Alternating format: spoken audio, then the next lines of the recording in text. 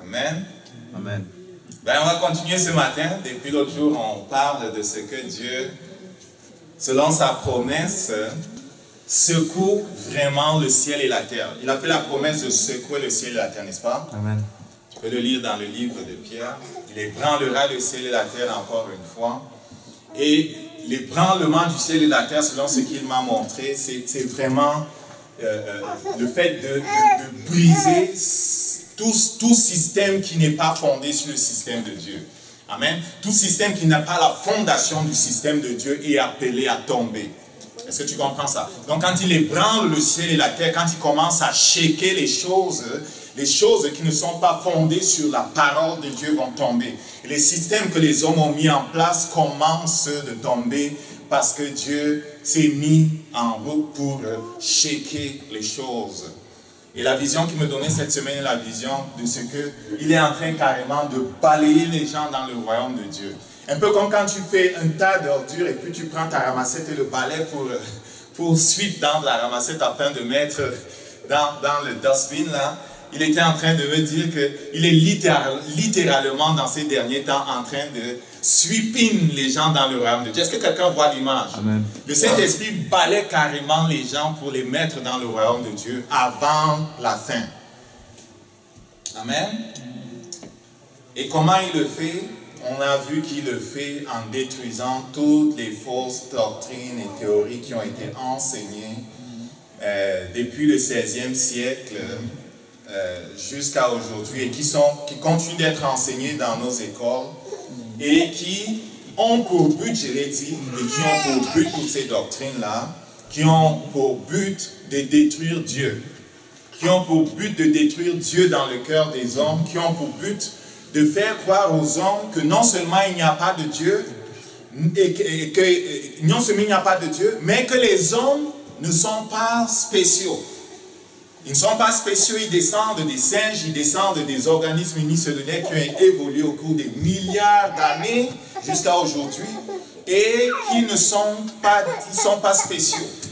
Le monde mensonge, c'est que l'univers est immense. Il y a des millions de galaxies qui ne cessent de s'étendre et que nous ne sommes peut-être même pas les seuls sur la Terre.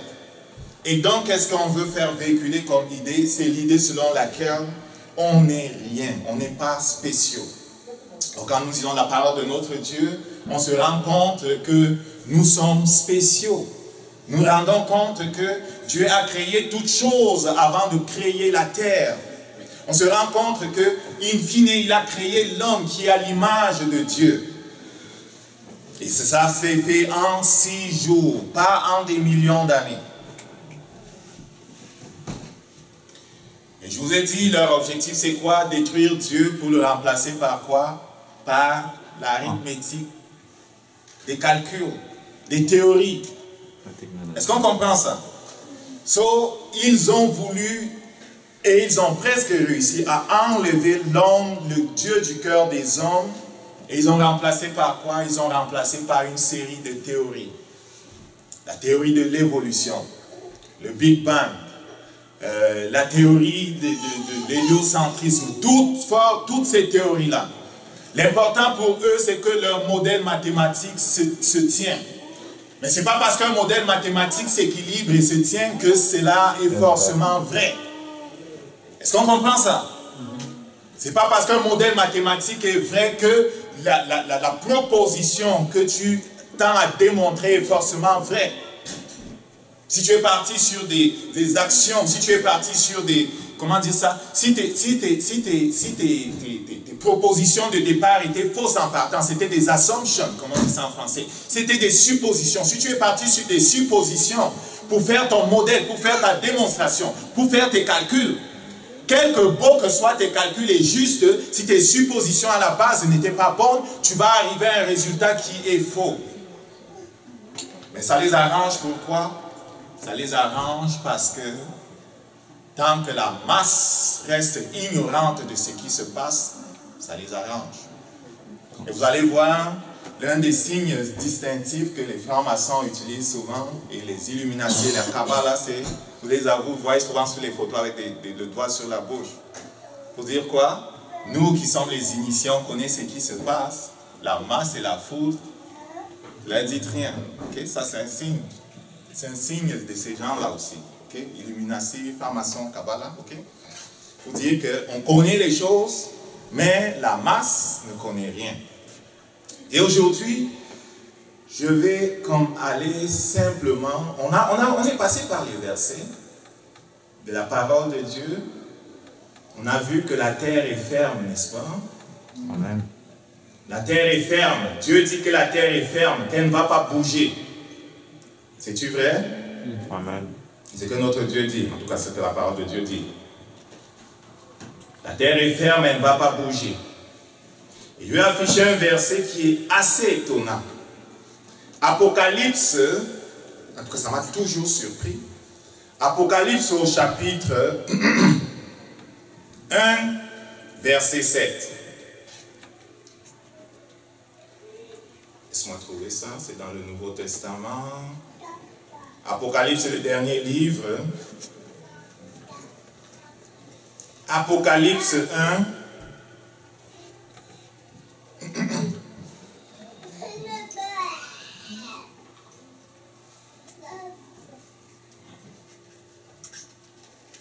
Apocalypse 1, verset 7.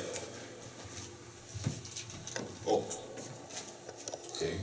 Let's go with Apocalypse 1, verset 1. Je vais commencer à partir du verset 1. Ok.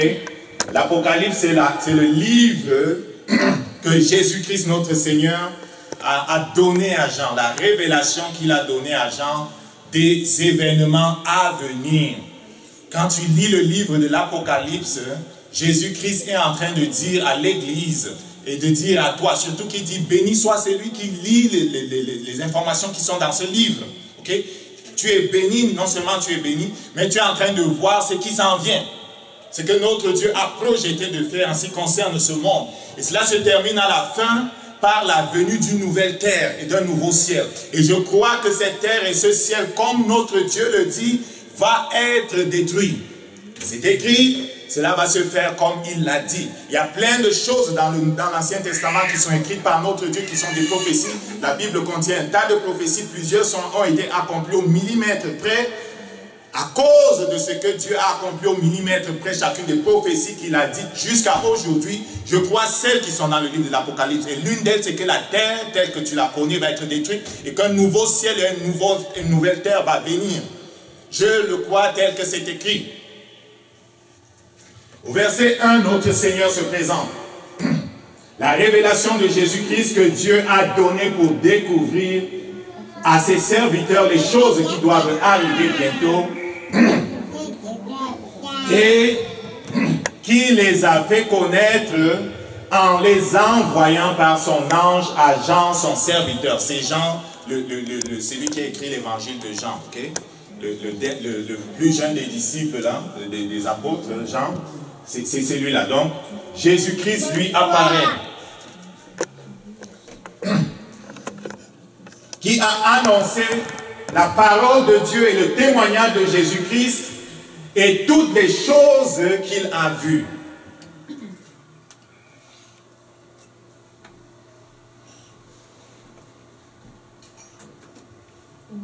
Bienheureux celui qui lit et ceux qui écoutent les paroles de cette prophétie et qui gardent les choses qui sont écrites, car le temps est proche.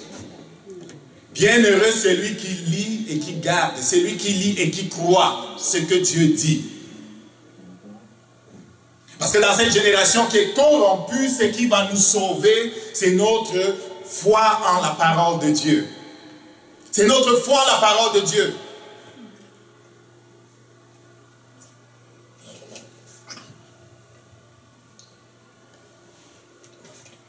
La parole de Dieu est tellement vraie dans ce qu'elle enseigne en ce qui concerne notre monde que ne dévie pas de ce qu'elle enseigne. Je me rappelle du témoignage de quelqu'un, un livre que j'ai lu dans le passé, ça me vient là comme ça, je partage avec toi à propos de la vérité de la parole de Dieu. Quelqu'un qui a vu ce qu'on appelle, les hommes bleus, là, comment on les appelle? Un extraterrestre. Les extraterrestres. Les extraterrestres. Est-ce que vous pensez que les extraterrestres existent? Non. Est-ce que vous savez qu'il y a plein de gens qui disent qu'ils ont vu des extraterrestres, Oui. qui ont été comme hackés par ces gens-là, amenés, ramenés? Oui. Oui. Tu vas trouver même sur Internet des images de ces hommes-là. Alors quelqu'un qui se fait agresser par cet extraterrestre-là et qui invoque le nom de Jésus. Il dit au nom de Jésus à cette affaire-là, cet homme, je ne sais pas de quelle couleur il était, ou reptilien, ou je ne sais pas qui là, mais au nom de Jésus, cette chose-là a été paralysée et a fui. Amen. Amen. Qu'est-ce que cela me montre, l'expérience de ce monsieur qui allait peut-être être, comment on dit ça en français, agressé par ces soi-disant extraterrestres-là. Ils ont été paralysés par le nom de Jésus, ils ont été chassés par le nom de Jésus. Ce sont les anges déchus qui veulent tromper les gens. N'oublie pas ça, ce sont les anges déchus qui veulent tromper les gens. Et à propos des soucoupes, oui, ça existe la technologie. Ça existe. Les nazis l'ont utilisé après la Deuxième Guerre mondiale. Ils avaient accès à cette technologie. Comment faire voler des choses sans les airs, ça existe la technologie. C'est une autre technologie, ça existe. Ça utilise le magnétisme, comment on appelle ça? Les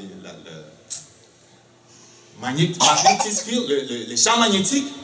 Voilà, ça utilise les trucs des champs magnétiques pour faire voler ces choses-là. Ok? Ça existe. Mais ce n'est pas parce que ça existe que tu dois t'en aller croire que quelqu'un ou une espèce dont la Bible n'a pas parlé existe. Tu comprends? S'il m'apparaît dans ma maison, un de ces hommes qui dit qu'ils sont bleus ou qui sortent d'où là, je vais les paralyser au nom de Jésus. Amen. Est-ce que tu comprends ça? S'il te plaît, il faut paralyser au nom de Jésus n'importe quoi qui va t'apparaître. Dans ton rêve ou n'importe où. Je me rappelle le livre de Délivrer de la puissance des ténèbres d'Emmanuel Henny. Je vais fermer la parenthèse pour ceux qui l'ont lu. C'est très loin au Cameroun quand j'étais. Quelqu'un qui était dans le satanisme au Nigeria et qui dit que quand il a voulu sortir de l'homme le menacer, les êtres qui étaient dans les eaux le menaçaient et il trouvait parfois dans sa maison des animaux qui n'étaient pas supposés d'être là. Il est paralysé au nom de Jésus. Pourquoi? Parce que tout être dans le ciel, sur la terre, sous la terre, ça existe des choses sous la terre, est soumis au nom de Jésus. Est-ce que tu comprends ça? Amen.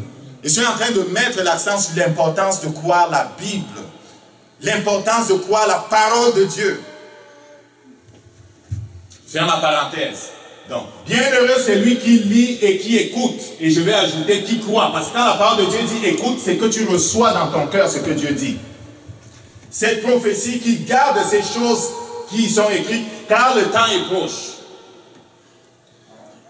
Jean aux 7 églises qui sont en Asie, grâce Père vous soit donnée de la part de celui qui est, qui était et qui est à venir, de la part des 7 esprits qui sont devant le trône. On va arriver au verset 7 où je veux aller.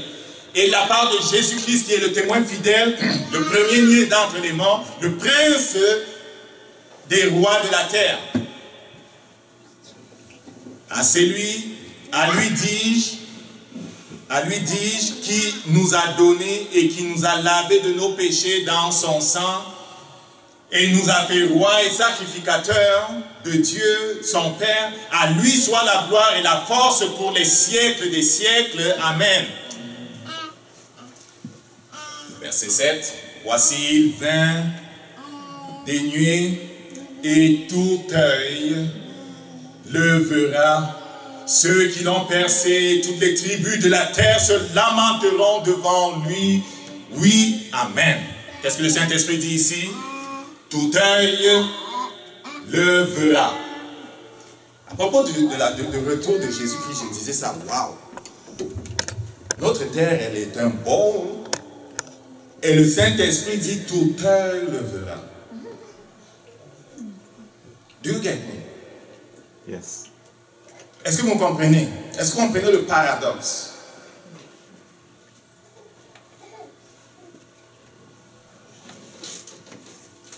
Ok, je ne sais pas de quel côté il va venir pour que tout œil le voit.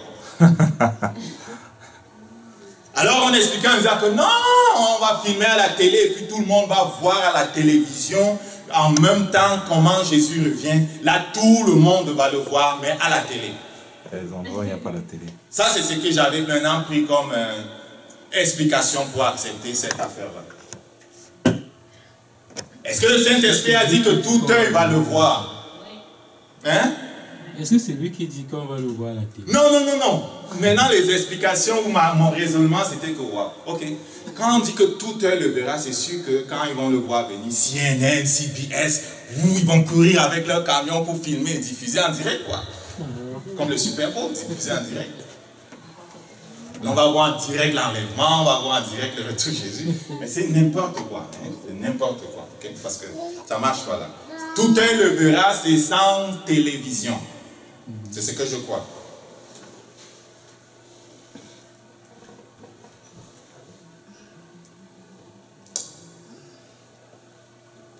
Ok. On va laisser les théories de côté. Je vais vous montrer deux choses. Moi, je suis quelqu'un de ceux qui pensent, et je vous ai dit l'autre jour, la parole de Dieu enseigne que la terre n'est pas comme ça. La terre ne bouge pas parce que quelqu'un me dit, je vous ai dit, nous enseigne que la terre tourne autour d'elle-même à la vitesse de plus de 1000 km à l'heure, je pense. Et la terre tourne autour du soleil, je ne sais plus à quelle vitesse. Ok? Mais on a vu que la Bible disait que la terre ne bouge pas, elle est immobile, unmovable. Ok? La terre ne bouge pas, elle est sur place, elle ne bouge pas. Et selon même ce qu'enseigne la Bible, si tout œil est supposé de voir notre Seigneur, ou s'il envoie les anges aux quatre coins de la terre pour rassembler les gens, vous vous souvenez de ce verset-là? Aux quatre coins de la terre pour rassembler les gens, c'est que la terre est plutôt plate. Et je niaisais en disant que quand tu prends l'avion, là, toi qui pars au Cameroun, ou quand en Europe, là, ton avion décolle d'ici où c'est le Canada, la terre tourne comme ça, tu fais 7h30 pour arriver en France. Le jour où tu prends ton avion pour revenir là, la terre tournant dans ce sens toujours, toi qui vas de là, pourquoi tu n'arrives pas plus vite? Tu fais le même temps. Va checker, tu vas voir. Tu fais exactement le même temps. Et si tu prends les pays qui sont ici en bas, l'hémisphère sud, tu prends un vol qui part d'ici pour aller là-bas dans l'hémisphère sud en Australie, tu vas voir que toujours ils vont faire des connexions vers l'hémisphère du nord avant de redescendre. Alors que mathématiquement parlant, la distance la plus courte, ce serait d'aller comme ça. Ouais. Mais tu vas les voir faire des connexions partout à Singapour et ailleurs pour avant de redescendre. Hein? Comment? Ils veulent prendre plus de clients. Prendre plus de clients. Ok. Pourquoi ça ne va pas prendre les clients au nord ici avant d'aller là-bas?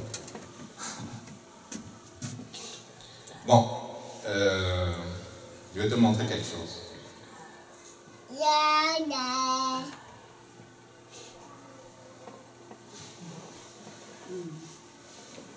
Il s'appelle... Oh, ça se voit pas très bien. C'est un article qui est paru en août 1931. Et cet article parle d'Auguste Piccard. Je ne sais pas si tu as déjà entendu parler d'Auguste Piccard. Auguste Piccard, c'est un physicien qui a fait beaucoup d'expériences avec les montgolfières. Et il montait en haute altitude pour étudier l'atmosphère, la stratosphère et toutes les autres qui suivent comment dire ça? Les différentes couches au-dessus de la Terre là. Et ce jour-là, il est monté assez haut. Et cet article reporte en fait ce qui s'est passé. On ne va pas t'enseigner ça dans l'histoire, oublie ça. On ne va pas vous enseigner ça dans l'histoire, ok? Et l'article raconte ce qu'il a vu quand il est monté, ok? Voilà le texte. Je l'ai traduit pour nous. Et je vais te montrer ce qui s'est passé. Je pourrais te donner le lien si tu veux après. Donc j'ai traduit en PDF, en français en fait, ce qui s'est passé et ce qu'il a vu. Donc, une énorme boule jaune s'est envolée il y a quelques semaines d'Augsbourg en Allemagne. Au lieu d'un panier, il a traîné une balle en aluminium noir en argent. En son sein, le professeur Auguste Piccard, physicien, et Charles Kiefer visaient à explorer l'air à 50 000 pieds d'altitude. 17 heures plus tard, après avoir été abandonnés pour mort, ils sont revenus en toute sécurité d'une hauteur de 52 000 pieds, presque 18 000 au-dessus de tout record d'altitude d'avion. Les avions roulent en général dans les 33 000 pieds. Quand tu prends l'avion, je ne sais pas si tu es comme moi, je me mets en général sur le truc pour voir comment l'avion roule et à quelle vitesse, à quelle hauteur il est. Il est en général entre les 33 000 pieds. Vous checkez souvent ça quand vous êtes en avion? Donc, ok. Pourquoi il est dans ce couloir-là? Parce que dans ce couloir-là, je n'ai pas eu le temps d'avoir les différentes couches. Quand on monte de les différentes autres atmosphères, l'ionosphère et toutes les autres, là, je n'ai pas eu le temps. Mais il est dans le couloir où il y a le moins d'éclairs et de troubles atmosphériques et tout ça là. Mais au-dessus de lui, il y a d'autres choses. Auguste Piccard, ce jour-là, il est allé à 52 000 pieds. Les avions en général sont à 33 000 pieds. Et monté plus au-dessus. Il dit, les réservoirs d'oxygène les ont maintenus en vie pendant qu'ils faisaient leur observation. Les enrichissements de leurs instruments se sont maintenant, les instruments de leurs, Les enrichissements de leurs instruments sont maintenant vérifiés et interprétés. Les premiers à se hisser en toute sécurité dans les couches supérieures de l'atmosphère terrestre ont trouvé la pression de l'air 10 000 pieds, à 18 000 pieds d'altitude, c'est-à-dire au-dessus du truc de l'avion là, si basse, 1/10 de celle du niveau de mer qu'un homme qui y est exposé périrait de la même façon qu'un poisson des eaux profondes meurt de sa propre pression interne lorsqu'on l'amène à la surface. Si tu prends un poisson qui vit très loin dans les fonds marins et que tu l'amènes à la surface, sa pression interne va faire exploser ses organes parce qu'il vit très loin en profondeur, la pression est tellement forte. Est-ce que tu sais ça? Vous savez ça, non? Je ne sais pas si c'est Archimède pour connaître la pression augmente au fur et à mesure que tu...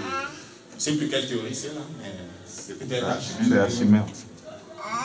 Anyway, donc, Piccard et son aide ont trouvé les rayons cosmiques, les rayons mystérieux venus de l'espace, beaucoup plus puissants qu'à la surface de la Terre. Et ils ont mesuré leur intensité. Les explorateurs ont pris des échantillons de l'air de la haute atmosphère, l'air bleu, comme Piccard l'a dit apparaître dans des cylindres.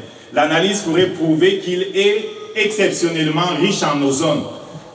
Le gaz intensément bleu est censé être responsable de la couche Heaviside ou toit radio. En fait, la couche Heaviside, c'est une couche dans la haute atmosphère où quand on envoie les ondes de radio, à cause de ce qu'il y a ioniquement, c'est très dense, les rayons radio réfléchissent. En fait, quand on fait de la transmission radio au-delà de l'horizon, on envoie oblique comme ça réfléchit sur cette atmosphère-là et ça redescend de l'autre côté, on les réceptionne.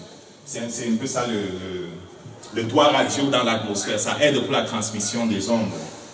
L'histoire de leur aventure dépasse la fiction. Pendant la remontée, la boule d'aluminium a commencé à fuir, donc ça perdait son contenu. Ils l'ont désespérément bouché avec de la vaseline et des déchets de coton en arrêtant la fuite. Dans la première demi-heure, le ballon s'élança de 9000 pieds. Par les hublots, les observateurs ont vu la Terre à travers une brume couleur cuivrée, puis bleutée. Il semblait un disque plat et d'un bord retourné. Amen. Donc voilà ce qu'ils ont vu, un disque plat au bord retourné. Je vais déposer ça si ça t'intéresse, tu pourras lire. Et le lien vers l'article, tu pourras voir, mais on ne va pas t'enseigner ça dans nos écoles, on ne va pas t'enseigner ça. Qu'est-ce que je suis en train de dire? Je suis en train de dire que ces bonhommes ont voulu cacher Dieu. Ils ont voulu cacher Dieu à partir du XVIIe siècle en amenant toutes les théories que vous connaissez. L'évolution, la théorie de l'évolution qui dit qu'on n'est pas créé en 6 jours, mais qu'on a évolué des animaux au cours des millions et des millions de siècles. Et leurs archéologues travaillent à nous trouver des os où ils fabriquent des os pour dire qu'ils ont trouvé des affaires. Et que c'est notre tante, c'est notre oncle, c'est la ta. Mais pourquoi on n'évolue plus? On ne continue plus à évoluer. Je ne sais pas. Je ne sais pas. Ça, terminé. Ok. Donc. Ça, c'est une carte qui se trouve dans... Si tu zoomes ici, j'ai pas le temps. Ça se trouve dans la librairie de Boston, okay, la librairie publique de Boston.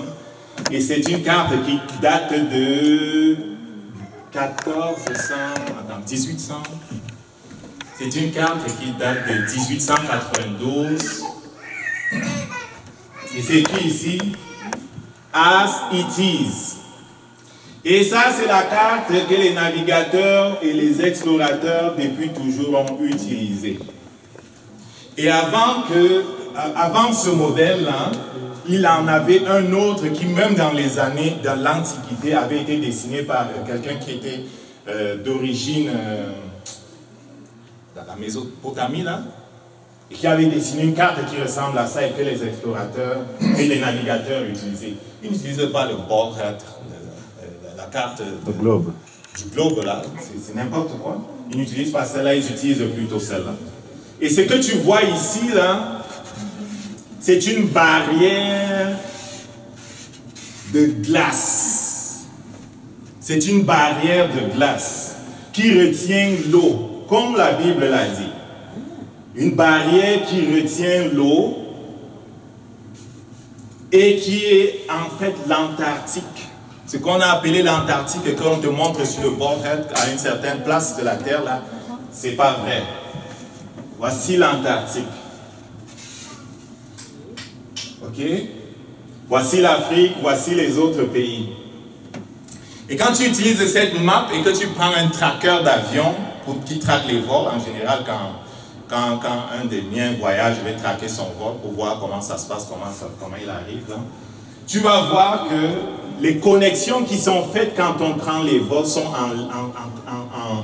en lien avec cette carte-ci. Ça fait plus de sens, tu comprends?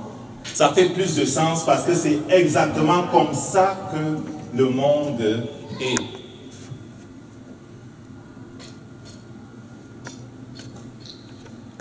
Je tends simplement à dire aujourd'hui que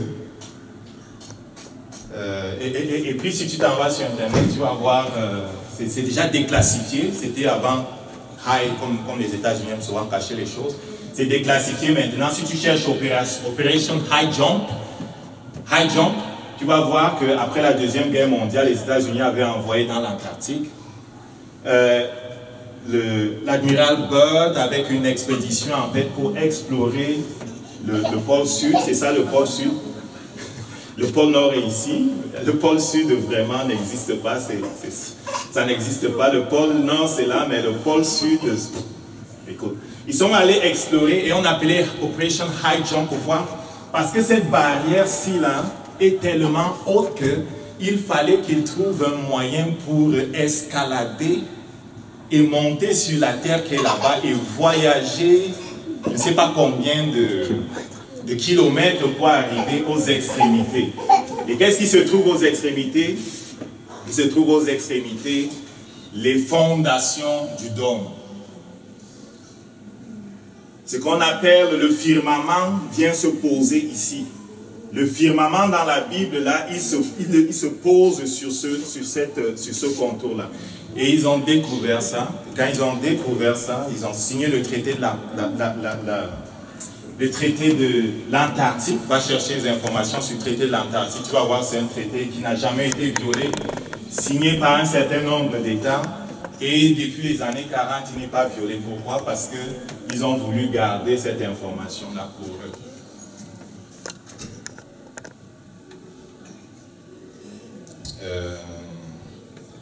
sur le fait que c'est n'importe quoi leur affaire, tu peux voir simplement que les mathématiques, pour ceux qui en ont fait, quand tu as un cercle, on sait calculer la longueur d'un arc, n'est-ce pas? Ouais. On sait tous que la circonférence d'un cercle, c'est le diamètre fois pi, n'est-ce pas? Ou bien 2r au carré. Ok? 2 pi r au carré, quelque chose. Ok? Wow. Anyway, on sait calculer ça là. Et parce qu'on sait calculer l'arc d'un cercle, on a dit, ok, si la Terre est vraiment ronde comme on le dit, suivez-moi les amis, c'est important parce que Dieu est en train de balayer les gens dans le royaume, on a besoin de connaître comment il fait seul la job. Dieu fait la job avec ça. Le shaking qu'il est en train de faire actuellement est en train d'amener dans le royaume de Dieu plusieurs personnes. Parce qu'ils se rendent compte qu'on a menti sur beaucoup de choses. Ok, je veux que tu comprennes ce qui se passe. Donc, si la Terre est ronde, parce qu'on sait calculer la longueur d'un arc, n'est-ce pas? Il suffit de dire que si je me déplace sur cet arc-ci, ok, plus loin je me déplace, c'est qu'à un moment donné, le point qui est ici, là, je ne serai plus capable de le voir à partir du point d'ici. Parce que quand tu te déplaces, ça descend, quoi. Ça monte. Ça descend, n'est-ce pas? Si je me mets ici, et que quelqu'un se déplace là, ou une voiture se déplace là, à un moment donné, je ne vais plus être capable de voir la voiture, n'est-ce pas? N'est-ce pas? C'est simple, parce qu'il sera caché, il va être la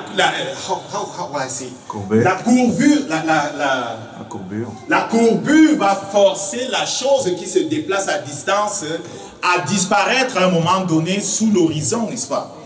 À un moment donné, la chose qui se déplace à distance va disparaître dans l'horizon parce qu'il est en train de tomber en dessous de son affaire. Même si ce n'est pas l'horizon, tu ne vas plus le voir parce qu'il est en train d'aller de l'autre côté, n'est-ce pas? N'est-ce pas? Amen. Plusieurs expériences ont été faites sous ce principe-ci et on continue de voir des choses que normalement on ne devait pas voir.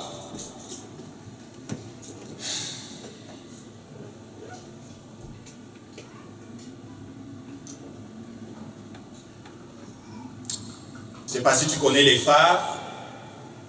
Les phares, c'est quoi? Les phares, ce sont dans les ports, ce sont les indicateurs pour une île. Lorsque les bateaux voyagent là et qu'ils doivent entrer dans le port, un phare, c'est comme quelque chose qui a de la lumière. Quand le bateau vient de loin, ça lui indique où est le port pour qu'il puisse tranquillement entrer dans le port. Est-ce qu'on connaît les phares et comment les marins utilisaient les phares pour venir dans le port sans se casser la figure ailleurs? Ils voyaient le phare à distance et ils suivaient la lumière du phare. C'est vrai qu'on n'en a pas beaucoup dans notre culture là, mais quand même on sait à quoi ça servait les phares, n'est-ce pas? On sait à quoi ça servait, n'est-ce pas les amis? Hein? Amen. Oui. Ok. Donc, quand on prend les phares, je vais prendre certains exemples. Quand on prend les phares, on arrive à les voir à des distances vraiment terribles, quoi. Je n'arrive pas à lire, mais je vais me rapprocher.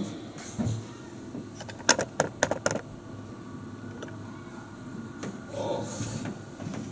Attends, je vais l'afficher ici.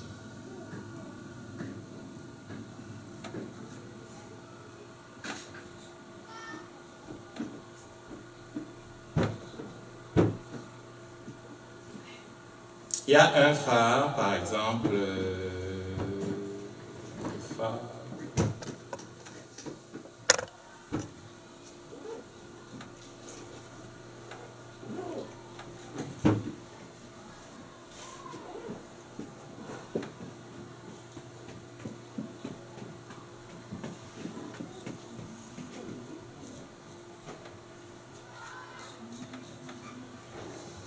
Dans le port de Nicholson, en Nouvelle-Zélande, ce phare a une taille de 420 pieds au-dessus de la mer. Et il est visible à 35 000 de distance. 35 000 de distance, il faut comprendre que 1 mille, c'est environ 1500, 1600 km. 1600 mètres, pardon, 1 km et demi. Il est visible donc à 35 fois 1 km et demi. À plus de 40 km, il est visible. Normalement, si la Terre est ronde comme on veut nous faire croire, il aurait été en dessous il aurait été comme 220 pieds en dessous de l'horizon. Est-ce qu'on comprend mon point? Je vous ai montré l'image du cercle là, et j'ai dit que si on se déplace sur une surface plane, à cause de ce que c'est un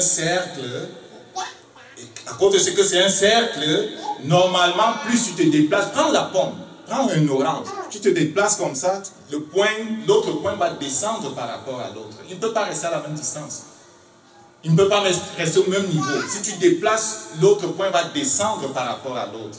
Et ce qui se passe avec ce phare-là, normalement à 35 000 de distance, il aurait été comme 220 pieds en dessous de l'horizon. Est-ce que tu comprends? Mais on continue de le voir. La même chose est vraie avec le phare Madras qui se trouve... Le phare Madras, lui, il est à 132 pieds en dessous de l'horizon. Mais à 28 000 de distance, on continue de le voir. Normalement, il devrait être 250 pieds en dessous de l'horizon. Est-ce qu'on comprend ce que je suis en train de dire là? Ok? Ça, c'est avec les phares. Les phares nous montrent que ce n'est pas vrai. La Terre est vraiment une surface plane. Mais ça les arrange de garder l'affaire comme c'est un rond, parce que ça prend que ce soit un rond, pour nous dire qu'on tourne, et pour nous dire qu'on tourne autour du Soleil, et pour soutenir toutes leurs théories qui sont l'évolution, qui sont le Big Bang, et qui sont... le Big Bang est quoi encore là? Et puis le fait qu'on est rond. Donc ça marche ensemble. Ça leur prend ça, ce sont les données de leur système. Ça prend ça que ce soit comme ça. C'est pour ça qu'ils continuent de le maintenir tel quel. Mais n'oubliez pas, l'objectif, c'est de cacher Dieu. L'autre chose qui montre que ce n'est pas vrai, c'est comme l'avant-dernière que je vais vous montrer.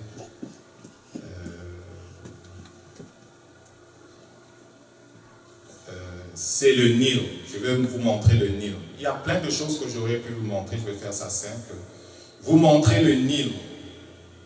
On connaît tous la rivière du Nil, n'est-ce pas? Ça se trouve où? Le Nil se trouve où? Hein?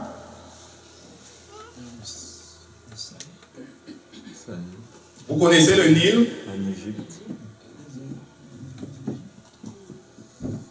C'est quelque part là-bas entre la mer et le Nil se trouve en Égypte. Mais il ne se trouve pas seulement en Égypte. Il parcourt une distance forte. Il parcourt une distance forte. Ce que tu vois là, c'est le Nil.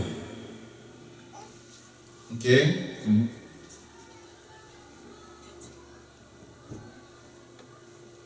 Il est plus de 6000 km de longueur.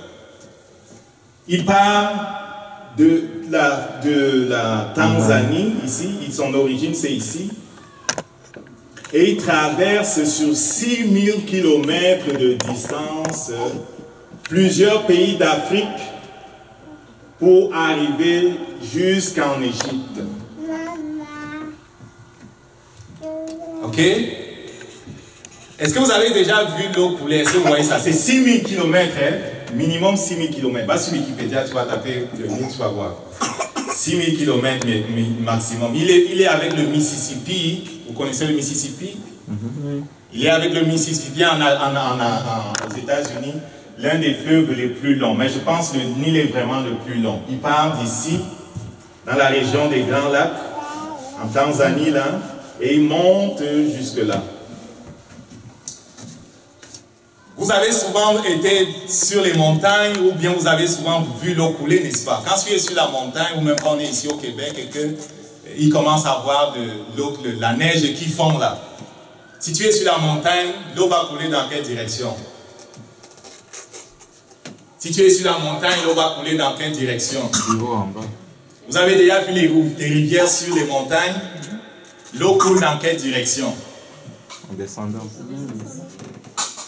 C'est le siphon, hein? Je ne sais plus si c'est la théorie de siphon ou je ne sais pas quoi. L'eau coule du point le plus haut vers le point le plus bas. Le descendant. L'eau coule du point le plus haut vers le point le plus bas. C'est pour ça que si tu as un tank avec de l'eau là-bas et que tu veux vider, il suffit que tu mettes un tuyau dedans, tu tires l'eau, tu le mets comme ça à terre. La différence de pression entre les deux points, je ne sais pas si vous avez oublié votre cours de technologie là, la différence de pression entre les deux points va créer une force qui va faire couler l'eau du point le plus haut vers le point le plus bas. C'est naturel, c'est pour ça que l'eau coule de la montagne vers la vallée. N'est-ce pas? Ok. Notre terre supposément est ronde. Et l'Afrique est sur une partie de la rondeur, n'est-ce pas? Dans quelle direction coule le Nil, selon la théorie du point le plus haut et le point le plus bas? Le Nil est-tu, l'Égypte est-tu le point le plus haut dans le modèle de la sphérique ou pas? Oui. L'hémisphère nord, tous les pays de l'hémisphère nord sont supposés être les points les plus hauts, n'est-ce pas? Est-ce que vous m'écoutez? L'eau devrait couler dans quel sens? L'eau devrait couler de l'Égypte en descendant. Dans le modèle de la terre sphérique, avec ce que je vous dis du théorème de siphon, je ne sais plus c'est quel théorème là, en tout cas la théorie de comment l'eau coule, c'est naturel, ça coule du haut, le point le plus haut vers le point le plus bas. Non? Les amis, et ce n'est pas le seul fleuve, le Nil coule de la Tanzanie à l'Égypte. Selon le modèle de ces gens-là qui nous forcent à accepter et qu'ils enseignent à nos enfants à l'école, est-ce que tu comprends ce que je suis en train de dire? Selon ce modèle, l'eau serait en train de monter sur 6000 km. Serait en train de monter sur 6000 km une pente extraordinaire. Est-ce que vous me suivez? Si la Terre est sphérique et que l'Afrique est à la place où on l'a mise, ils vont maintenant me dire que non, l'Afrique était plutôt de l'autre côté. C'est parce que il y en a pas, c'est pas le seul fleuve. Ils vont tourner la carte dans tous les sens. On l'a mis là-bas parce qu'on voulait juste bouffer les Africains. On voulait qu'ils pensent que nous, on est dans l'hémisphère nord, ils sont dans l'hémisphère sud, donc on est leur chef. Maintenant, si tu dis que le Nil tourne comme ça, peut-être ils vont t'en venir et dire que non, en vérité, l'Afrique est comme ça. Mais on a juste mis comme ça parce qu'on voulait vous tromper. Mais c'est faux. Ça coule dans ce sens. Est-ce que ça te dit quelque chose, mon ami? Est-ce que tu comprends ce qui se passe là? J'étais en train de lire et je disais, j'ai trouvé quelque chose qui dit: il est plus difficile de faire sortir quelqu'un qui a été trompé du mensonge dans lequel on l'a installé. La personne, j'ai traduit de l'anglais, disait que lorsque quelqu'un a été trompé de croire quelque chose, quand tu viens lui dire qu'on l'a trompé, s'il a cru la chose pendant très longtemps, c'est plus difficile de le faire croire la vérité. Est-ce que tu comprends ça? C'est plus difficile de faire croire quelqu'un la vérité lorsqu'il a avalé un mensonge et qu'il s'est assis dans ce mensonge pendant longtemps. Et le mensonge qu'on a avalé, c'est que la Bible avait tort. Et parfois on s'est même excusé en disant que c'est pas vraiment ça, on s'est trompé. Et les théologiens ont cherché à donner des explications. Mais c'est tel que c'est dit, c'est tel que c'est enseigné, et c'est tel que c'est écrit. Tout œil le verra parce que la terre est plate.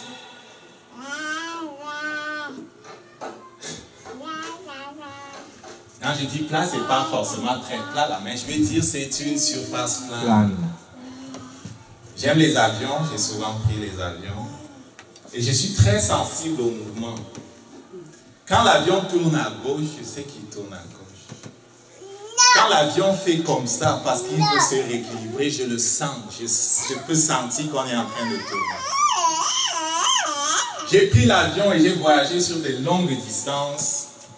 Je n'ai jamais senti que l'on était en train de faire les diving parce que on rattrapait la courbure de la Terre. Je n'ai jamais senti ça. Par contre, quand on tournait à gauche et à droite, je le sentais. Quand on faisait les montées, je le sentais. Les descentes normales, je le sentais. Mais dit que le pilote a passé son temps à faire comme ça parce que la Terre est ronde et que sinon on va aller dans l'espace, je n'ai jamais senti ça. Et je veux que tu retiennes celui-ci. Le Nil court de la Tanzanie à l'Égypte. Si l'assomption et qui est la leur était vraie, cela voudrait dire que le Nil serait en train de gravir sur 6000 km et plus des collines et des collines pour s'en aller dans l'autre sens. Mais non, ce n'est pas vrai. Il coule dans ce sens. Et pourquoi il coule dans ce sens? Parce que ce n'est pas la boule qu'on nous a dit. Amen. Tout œil le verra. Pourquoi? Parce que la terre est comme je t'ai montré, mon ami. Maintenant, quelqu'un va dire, est-ce que ça fait une différence? Plate, ronde, écoute, ça fait rien. Ça fait une différence. Je te dis, des millions de gens sont en train de venir à Dieu à cause de ce qu'ils ont découvert qu'on a voulu cacher Dieu et que comme Dieu a commencé à shaker, les gens cherchent maintenant. Mais les gens n'acceptent plus les mathématiques. Ils ont dit on va détruire Dieu, on va remplacer par l'arithmétique et les théories, mais les gens n'acceptent plus les mathématiques. Il y a plein d'expériences que l'on peut faire nous-mêmes et se rendre compte que ce n'est pas la vérité.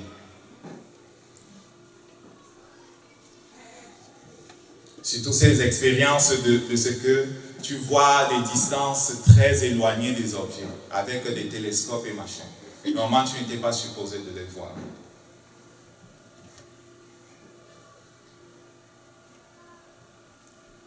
Le Saint-Esprit fait une œuvre sur la terre aujourd'hui et les enfants de Dieu doivent savoir ce que le Saint-Esprit fait. Qu'est-ce qu'il fait? Il secoue à nouveau le ciel et la terre.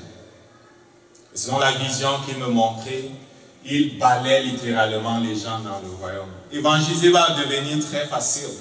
Il suffit de s'informer un peu sur ce qui soutient les théories de ces gens-là et ce qui soutient la vérité, ce qu'enseigne la Bible.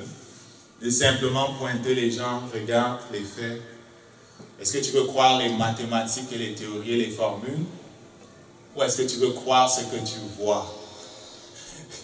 Hein? La science est supposée être, c'est-à-dire l'expérimentation non dogmatique des faits, et une fois qu'on a expérimenté, il en sort des résultats que l'on interprète. Mais ces gens sont partis avec ce qu'on peut appeler le scientisme, qui est le fait de vouloir se servir des théories, des mathématiques et des formules pour faire avancer leur religion. Et de quelle religion s'agit-il? Je l'ai souvent dit, c'est la religion du nouvel ordre mondial. C'est la religion du nouvel ordre mondial. Si Dieu n'existe pas et que c'est plutôt les extraterrestres qui existent, et comme c'est celui-là, comme il s'appelle encore, c'est peut-être Charles Dawkins, un Anglais, un érudit, un athée en passant, et quelqu'un qui est un fervent défendant de l'évolution. Il ne croit pas que la Terre a été créée par Dieu, il ne croit pas au design, que la Terre est vraiment le produit d'une intelligence qui serait Dieu. Mais il est ouvert à croire que nous, les hommes et la Terre, on serait des créations des extraterrestres. Ça, il est prêt à accepter ça. Je peux t'envoyer le lien de l'interview qu'on lui a fait. Il est prêt à accepter qu'on aurait été planté sur la Terre par des extraterrestres. Mais Dieu, non, il ne veut pas de Dieu. On comprend leur affaire. On comprend leur affaire. J'espère que tu comprends leur affaire. Julie est à l'école, je ne sais pas comment il va enseigner ça à ses enfants. Je pense qu'on doit réclamer le droit. On doit réclamer le droit de rencontrer la directrice d'Élie Daniel à un moment donné. On doit réclamer le droit de dire aux enfants que oui, les gens ont leur théorie de l'évolution, mais il y a un autre point de vue. On doit réclamer le droit de montrer à nos enfants l'autre point de vue, le point de vue de la Bible. On doit réclamer le droit d'exposer les arguments que les autres ont, comme ceux que je vous ai présentés, avec des questions simples. On doit réclamer ce droit-là. On doit réclamer le droit de poser la question, si le soleil est si éloigné que ça, pourquoi certains jours, je vois des rayons de soleil à travers les nuages qui font comme ça? Est-ce que vous comprenez ça? Est-ce que tu comprends ça? Est-ce que les gens comprennent ce que je suis en train de dire? On doit réclamer le droit d'enseigner et de dire la vérité sur ce qui se passe. Mais ils vont refuser. Ils vont refuser. Ils vont refuser. Ils vont nous dire que la NASA existe. La NASA a pris des images, la NASA a pris des photos. Je ne sais pas si tu te souviens du désastre de la NASA, le Challenger. Le Challenger, tu te rappelles? Le Challenger avait explosé avec combien d'astronautes? 7 astronautes, n'est-ce pas? Tu te rappelles? Ils lançaient la capsule, le Challenger, quelques minutes après le décollage, le Challenger avait explosé, n'est-ce pas? Et j'étais tellement dommage, j'étais tellement comme désolé pour ces astronautes. Mais aucun de ces astronautes-là n'est vraiment mort, parce que quand la NASA lance ses affaires, en général, il n'y a personne dedans. Voilà les astronautes en question, plus vieux. Plusieurs vivent avec leur même nom. C'était les astronautes de Challenger. On a fait leur deuil, on a pleuré et tout, et tout, et tout. Mais ils vivent bel et bien, plusieurs avec leur vrai nom. Hein? Tu n'as pas encore compris? Ils mentent pourquoi? Dis-lui pourquoi ils mentent. Ils veulent te garder sous contrôle. Ils veulent te contrôler. Ils mentent parce qu'ils veulent cacher Dieu. Ils veulent cacher Dieu. Pas le temps d'entrer dans la NASA, c'est notre organisation qui travaille contre Dieu et qui est à la base franc-maçon, sataniste. Les fondateurs sont des francs-maçons, des satanistes. Ils travaillent avec Walt Disney pour faire avancer leurs affaires. La plupart des choses qu'ils font sont des menteries. Mais ils contrôlent tout et toutes les autres agences spatiales sont contrôlées aussi par eux. Ils sont forts, ces gens-là. Quand on parle du nouvel ordre mondial ou quand on parle des illuminations, quand on parle même de ceux qui contrôlent la finance et le monde, ce sont des gens qui sont très puissants. Est-ce que tu comprends ça? Il faut que l'Antéchrist vienne dans le monde. Et s'il faut qu'il vienne dans le monde, il faut que les hommes soient conditionnés à le recevoir. Il faut que la nouvelle religion mondiale puisse prendre pied. Il faut que les choses soient en place. Les choses ne peuvent pas être en place si la Bible est la vérité, la Bible qui libère est partout, quoi. Du coup, il faut mettre Dieu dehors. Il faut traiter les chrétiens d'extrémistes. Ils disent que le salut est par Dieu et par Jésus seulement. Et donc, ils poussent les chrétiens à reculer et à ne plus prêcher Jésus seul comme étant le moyen vers Dieu. Et surtout, ils disent que toutes les religions sont bonnes. Il faut que l'Antéchrist vienne, il faut qu'on lui prépare le chemin, il faut que les gens soient trompés dans la farine.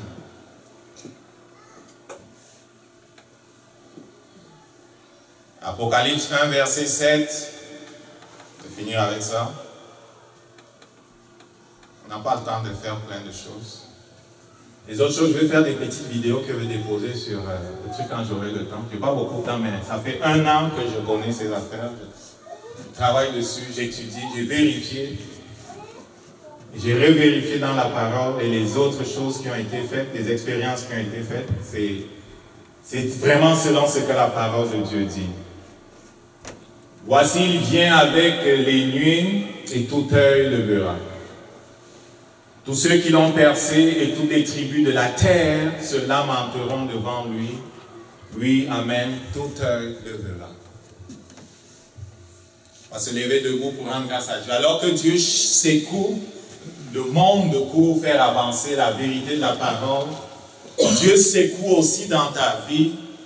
Dieu secoue aussi dans ta vie les fondations du mal, les fondations du péché. Mais tu vois que Dieu n'est pas simplement intéressé à restaurer son ordre dans le monde, mais Dieu est intéressé à instaurer son ordre dans ta vie. Dieu secoue dans ta vie ce qui n'est pas de lui. Dieu secoue dans ta vie ce qui n'est pas de Dieu. Je veux que quelqu'un dise Amen. Amen. Dieu secoue les fondations dans ta vie de ce qui n'est pas de Dieu. Amen. Dieu se lève dans ta vie. Amen. Dieu se lève dans ta vie. Amen. Alors tu t'attaches à sa parole qui est la vérité. Dieu se lève dans ta vie. Amen. La parole de Dieu est la vérité pour toi. Crois ce qu'elle enseigne. Dieu se lève dans ta vie. Amen. Et pendant la louange, on a beaucoup parlé de la sainteté de Dieu. Et je voyais, quand on parlait de la sainteté de Dieu, je voyais ce verset qui parle de ce que Jésus-Christ est notre justice. Et je voyais ce verset qui parlait du sang de Jésus. Quand on parle de sainteté, il faut voir le sang de Jésus. Je voyais ce verset qui parle du sang de Jésus. Je voyais aussi ce sacrificateur Josué qui était devant Dieu, Satan à côté pour l'accuser. Et il était sale, mais Dieu est intervenu en sa faveur. Tu peux voir ça dans le livre d'Amos. Dieu est intervenu en sa faveur. Il a envoyé un ange pour le purifier. Et Dieu me parlait du sang de Jésus. Et à cause du sang de Jésus qui a coulé à la croix,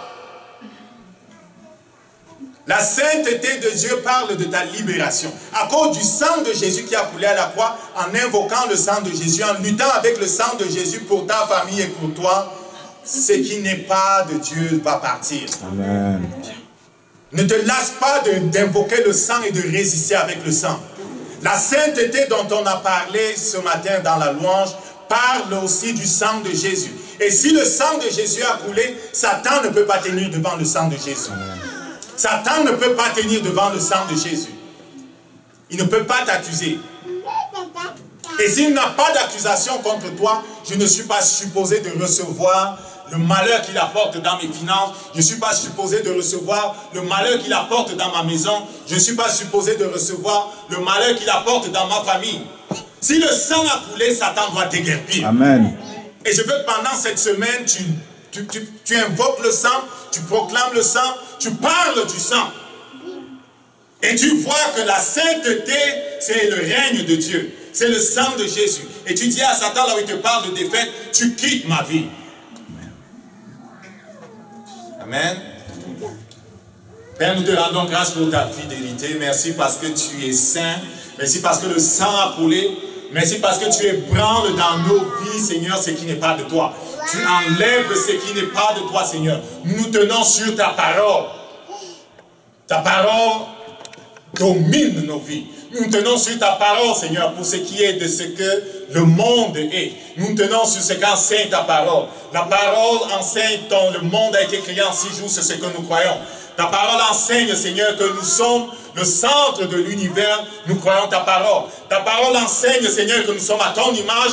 Nous croyons ta parole. Ta parole dit que nous avons autorité sur les démons et sur toute la forme sous laquelle ils peuvent venir contre nous. Nous croyons ta parole. Ta parole déclare que Jésus-Christ viendra et nous le verrons tous. Toute la terre le verra. Nous croyons ta parole. Ta parole décrit la terre comme étant immobile. Nous croyons ta parole.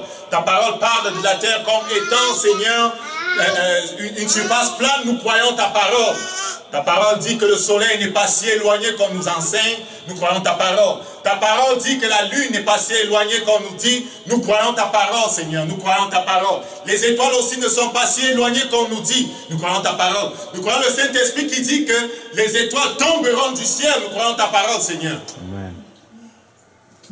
Elles tomberont du ciel selon Matthieu 24. Elles tomberont du ciel. Elles ne sont pas si éloignées qu'on nous a dit. Nous croyons ta parole. Merci pour la liberté dans ta parole, Seigneur. Merci pour la vérité de ta parole. Tu es digne d'adoration. Merci pour tous ceux et toutes celles qui viennent à la vie Tu les attires, Seigneur, nous n'avons même rien fait, tu les attires, ils sont nombreux qui reconnaissent que tu es Dieu. Ils sont nombreux qui reconnaissent que tu es Dieu, Seigneur. Nous te bénissons. Que ton nom soit sanctifié alors que tu te sers de nous cette semaine pour élever Jésus-Christ dans les cœurs des uns et des autres. Amen. Amen.